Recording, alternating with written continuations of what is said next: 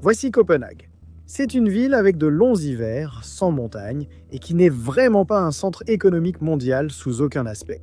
Pourtant, malgré cela, en 2025, elle a été classée comme la ville la plus agréable à vivre au monde, avec des scores parfaits de 100 en stabilité, éducation et infrastructure.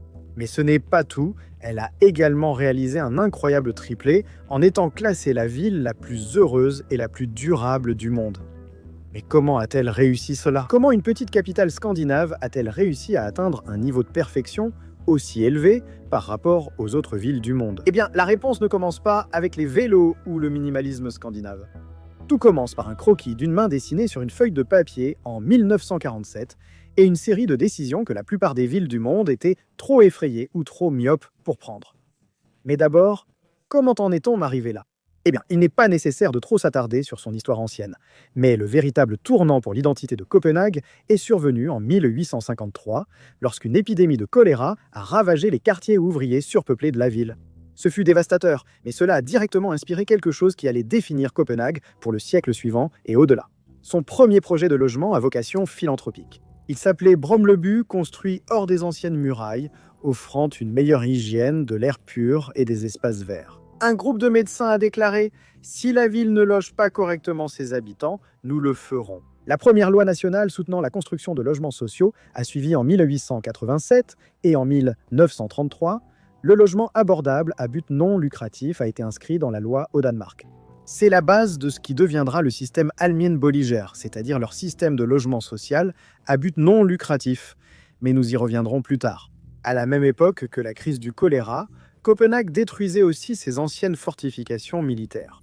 La démolition des murs médiévaux dans les années 1850 jusqu'aux années 1870 a libéré des terrains pour l'expansion, et c'est à ce moment-là que les quartiers de Nørrebro, Vesterbro et Østerbro sont nés, des quartiers qui restent encore aujourd'hui au cœur de l'identité de Copenhague. Enfin, nous arrivons à la décision d'urbanisme la plus importante de l'histoire de Copenhague, le plan des Doigts de 1947. Après la Seconde Guerre mondiale, Copenhague avait besoin d'une vision de la manière dont elle devait se développer. La ville n'était pas détruite comme Berlin ou Tokyo, mais subissait une forte pression liée à la croissance démographique et à la suburbanisation naissante.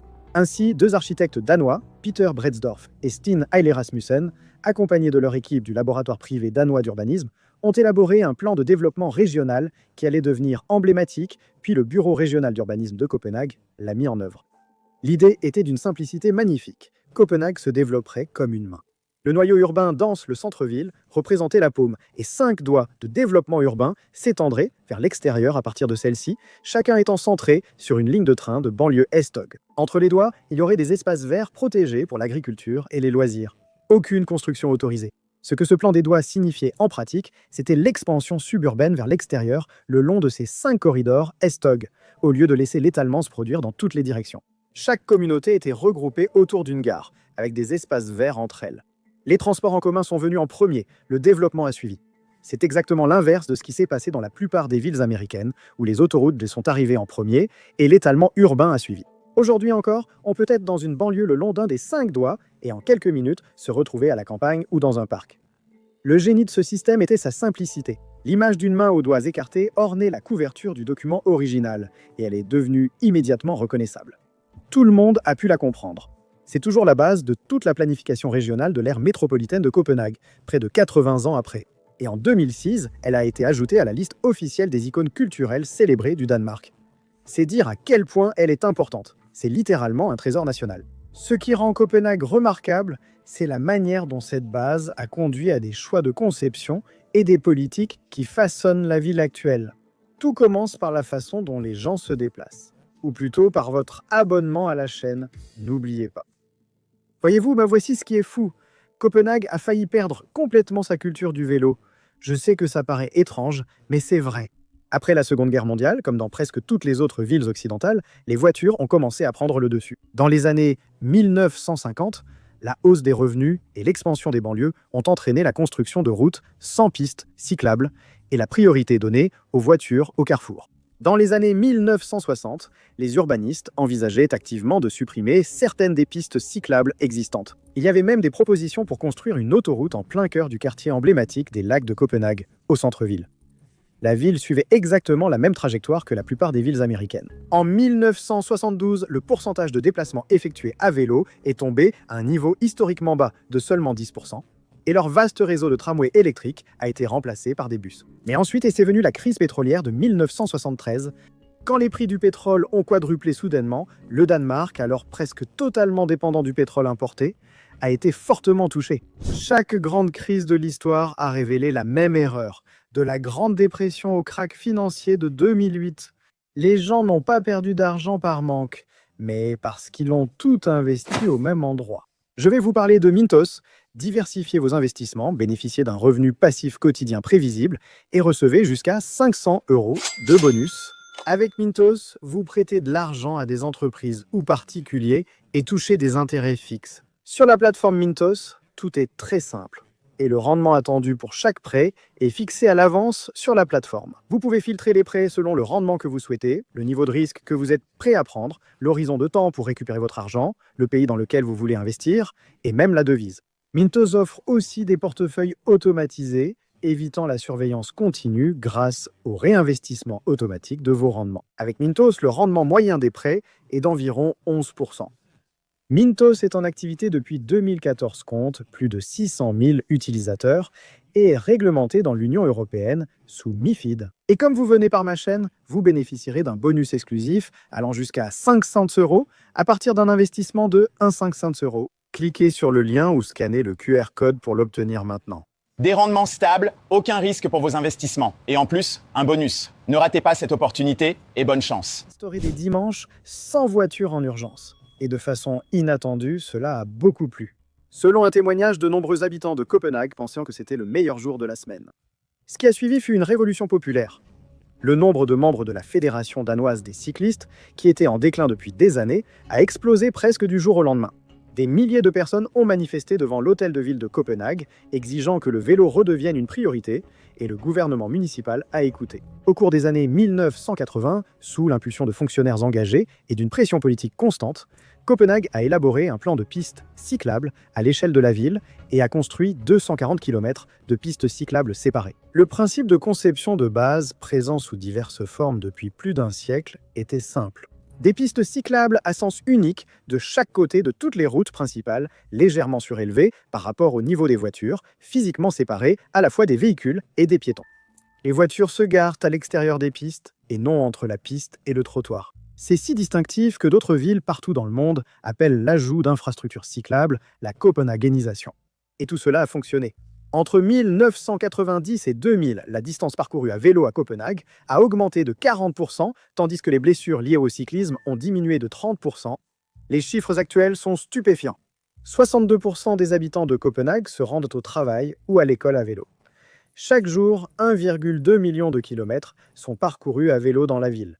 Pour comparer, presque autant de personnes se déplacent à vélo dans le Grand Copenhague que dans l'ensemble des États-Unis. La ville compte plus de 400 km de pistes cyclables, mais ce sont aussi les détails qui importent, pas seulement les pistes.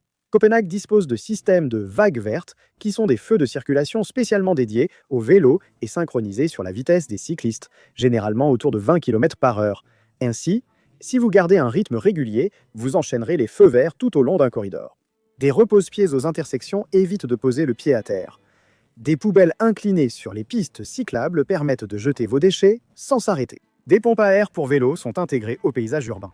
Individuellement, ce sont de petits détails, mais ensemble, ils distinguent une ville qui tolère le vélo d'une ville conçue pour lui. Aujourd'hui, seulement environ 29% des habitants de Copenhague possèdent une voiture. Le vélo a réellement remplacé la voiture comme mode de transport par défaut.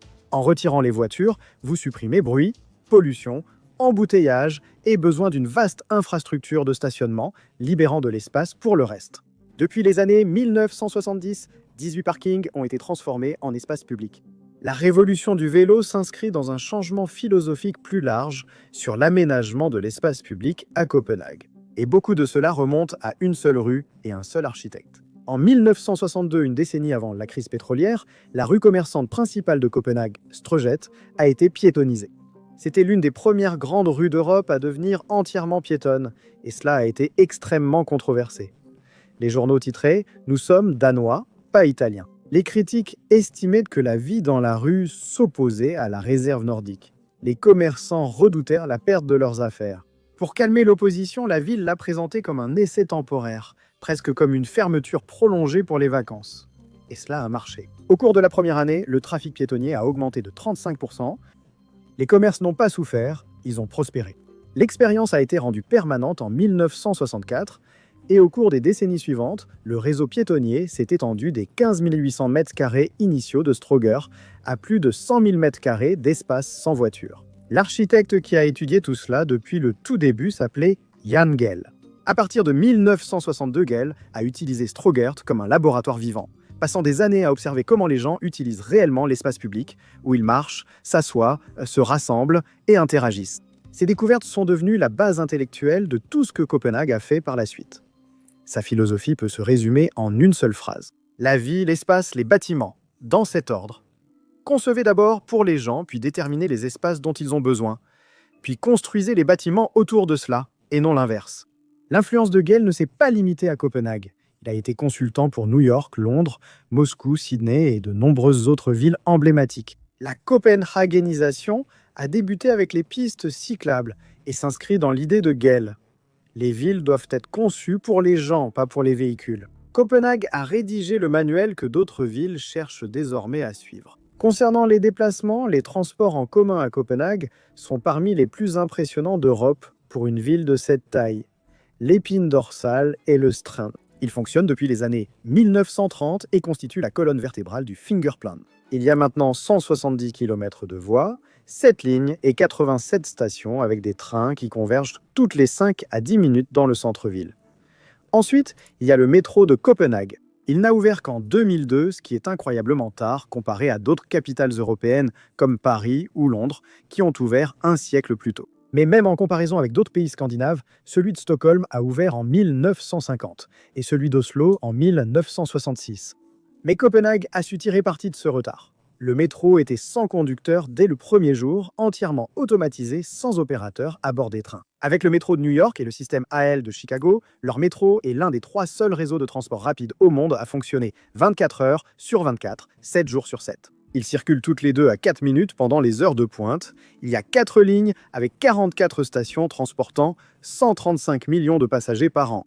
Tout, le métro, le Strand, les bus et même les ferries du port fonctionnent avec un système de billetterie unique et intégré. Un tarif zonal unique s'applique à tous les transports. À Copenhague, on est presque toujours à quelques minutes à pied d'un transport en commun. Maintenant, si nous passons au logement, le système de logement social du Danemark s'appelle Almineboliger, ce qui se traduit par logement commun. Et le mot-clé ici est commun, pas social. Alors qu'au Royaume-Uni et aux États-Unis, le logement social est vu comme une solution de dernier recours pour les plus démunis, au Danemark, il a été pensé dès l'origine pour tous, des étudiants aux familles et aux personnes âgées. Il est géré par des associations de logement à but non lucratif, non par le gouvernement, et représente 20% du parc immobilier danois, soit environ 500 000 logements. En plus de cela, les coopératives de logement et les Alsboliger représentent 7% supplémentaires au niveau national, mais jusqu'à 30% du logement à Copenhague en particulier. Le fonctionnement repose sur des loyers calculés sur la base des coûts et non selon les prix du marché. Un logement vacant sur 4 dans le système Almineboliger est attribué par la municipalité locale à des fins sociales. Cela peut inclure l'hébergement de sans-abri, de travailleurs essentiels, de familles récemment touchées par un divorce ou de toute personne que la ville estime dans le besoin. Ce qui importe surtout est que Copenhague partage avec Vienne, sa rivale pour le titre de ville la plus agréable à vivre, c'est que le logement social n'est pas limité à un quartier. Le système répartit intentionnellement les logements subventionnés dans tous les quartiers, aux côtés des logements au prix du marché et coopératif. Cela évite la concentration de la pauvreté et préserve la diversité et la stabilité des quartiers, expliquant en grande partie pourquoi Copenhague figure parmi les villes les plus sûres d'Europe. Mais ce n'est pas parfait. Les listes d'attente pour les logements sociaux à Copenhague durent tout souvent des années, tandis que les prix du marché privé ont fortement augmenté comme partout ailleurs, surtout ces dernières années. Comparé à Londres, Sydney ou Amsterdam, où les crises du logement sont devenues des urgences sociales, le système de Copenhague a remarquablement bien résisté. Sur le plan climatique, Copenhague a réduit ses émissions de CO2 de 75% entre 2005 et 2024, ce qui est un chiffre spectaculaire. Plus de 25% de la ville est classée comme espace vert et le Danemark dans son ensemble produit 50% de son électricité à partir d'énergies renouvelables. En fait, ils sont arrivés premiers dans l'UE pour la part des énergies renouvelables dans la production nette d'électricité en 2024 et troisième en Europe. Mais le plus impressionnant, c'est peut-être l'eau. Le port de Copenhague est assez propre pour permettre la baignade depuis des années. Des lieux de baignade publics comme Islandsbrugge Honeberl sont situés dans le port, où l'on voit des habitants nager l'été à quelques stations de métro du centre-ville. À Paris, seules quelques parties de la Seine ont récemment été ouvertes à la baignade, un événement qui a fait le tour du monde. Copenhague le fait discrètement depuis des décennies, grâce à des contrôles stricts de pollution en amont, une filtration naturelle et une surveillance environnementale continue. Contrairement à Paris, à Copenhague, on peut nager presque partout le long du port, pas seulement dans des zones spécifiques. À ce stade, vous vous demandez peut-être comment une seule ville peut réellement réussir tout cela. Et la réponse réside dans le pouvoir des collectivités locales. Le Danemark dispose d'un système de gouvernement très décentralisé, offrant aux municipalités une grande autonomie par rapport à l'État. Selon l'OCDE, les gouvernements locaux au Danemark représentent plus de 60% des dépenses publiques, soit le niveau le plus élevé parmi les autres pays avancés, dont la moyenne est d'environ 36%. Une partie de cela provient d'une dotation globale annuelle que les autorités locales reçoivent du gouvernement national, laquelle est négociée chaque année par collectivités locales du Danemark, en gros la Fédération nationale des municipalités et le ministère national des finances. Ce processus de négociation permet aux responsables locaux d'influencer la politique nationale d'une manière presque inédite ailleurs. Tout cela aboutit à quelque chose de difficile à quantifier, mais très facile à ressentir, le bonheur. Copenhague figure constamment parmi les villes les plus heureuses du monde, et en 2025, elle a été désignée comme la plus heureuse de toutes. Bien que ce soit un pays relativement froid, le modèle social global du Danemark pose les bases. Les impôts y sont élevés, parmi les plus élevés au monde. Mais ces impôts financent un système de santé universel, l'éducation gratuite jusqu'à l'université, un congé parental généreux et plus encore. Cela crée une base de sécurité qui réduit le stress et les inégalités de manière cumulative au fil du temps. Les gens ne craignent pas sans cesse la faillite à cause d'une facture d'hôpital ou de dette étudiante. Et l'aménagement de la ville accentue cela. Quand votre trajet domicile-travail est une balade à vélo de 15 minutes, au lieu d'une heure dans les embouteillages, quand un espace vert se trouve à quelques minutes à pied de n'importe où vous êtes, la vie quotidienne prend une toute autre dimension. Il existe un concept danois pour ce sentiment appelé hygge, qui est souvent traduit par convivialité ou bien-être. Mais c'est plus que ça, c'est une valeur culturelle qui consiste à apprécier le quotidien. Bien sûr, Copenhague n'est pas sans défi. C'est une ville chère et l'immigration reste une question complexe. Les pressions de la gentrification qui accompagnent le fait d'être nommée la meilleure ville du monde sont bien réelles, et elles menacent la diversité que le système Alminboliger était censé protéger. Mais ce sont là des problèmes qui découlent du succès et non de l'échec. Le parcours de Copenhague montre qu'elle a la capacité institutionnelle et la volonté politique nécessaires, ayant déjà fait face à des défis tout aussi redoutables. Merci de votre attention.